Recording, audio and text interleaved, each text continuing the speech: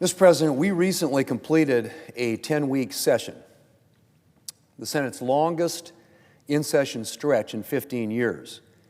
It was a very busy 10 weeks filled with substantial results. We confirmed nearly the President's entire cabinet, the fastest pace since the administration of George W. Bush. We laid the groundwork for a transformational investment in border security and national defense. We continued to develop legislation to extend the tax relief we put in place for American families in President Trump's first term. We passed legislation to ensure that illegal aliens arrested for various crimes are detained instead of being returned to America's streets. We considered other bills that Democrats blocked, bills to achieve such common sense goals as protecting Americans and our allies from illegitimate targeting by the International Criminal Court and ensuring that athletic opportunities for women and girls are not taken away from them by biological males. In our final week of session, we passed the Halt Fentanyl Act, legislation to give law enforcement a critical tool to go after the people trafficking fentanyl in our country. We also passed legislation to fund the government by a narrow margin. 10 Democrats voted to allow us to proceed to the bill and fund the government. The rest preferred to filibuster the bill and shut down the government. It was a double dose of Democrat hypocrisy. Democrats who had campaigned to abolish the filibuster enthusiastically embraced it now that it served their purposes. And Democrats who had decried the evils of government shutdowns now embraced shutting down the government. One senator, for example, who just last March called shutdowns, and I quote, as devastating as they are stupid, end quote, voted for a shutdown 10 days ago. Another Democrat who last February noted that, and I quote again, even a partial shutdown could disrupt supply chains, hurt small businesses, risk travel delays, and increase food prices for millions of Americans, end quote.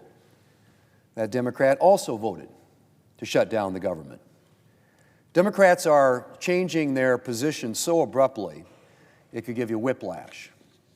The only thing that doesn't look likely to change is Democrats' willingness to change their principles when it suits their political purposes.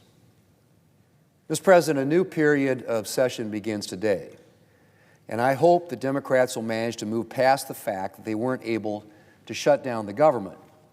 But whether they accept their defeat or decide to throw a tantrum about it, we're going to continue to do the job that we were elected and sent here to do.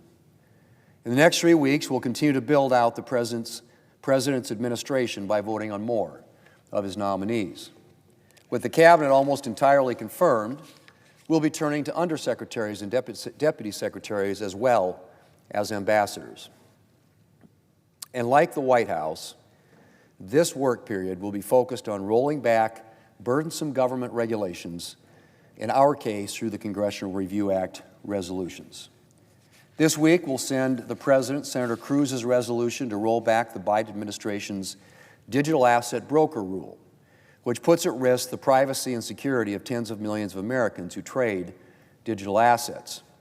We'll also look to take up Senator Tim Scott's overdraft fee resolution, overturning a Consumer Financial Protection Bureau rule that threatens access to credit for individuals and small businesses.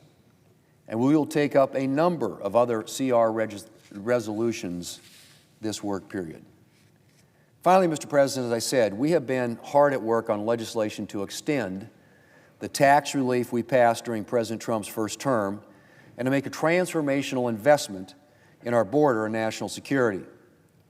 And those efforts will accelerate over the next 3 weeks, confirming nominations, lifting burdensome regulations, laying the groundwork for tax and border security legislation.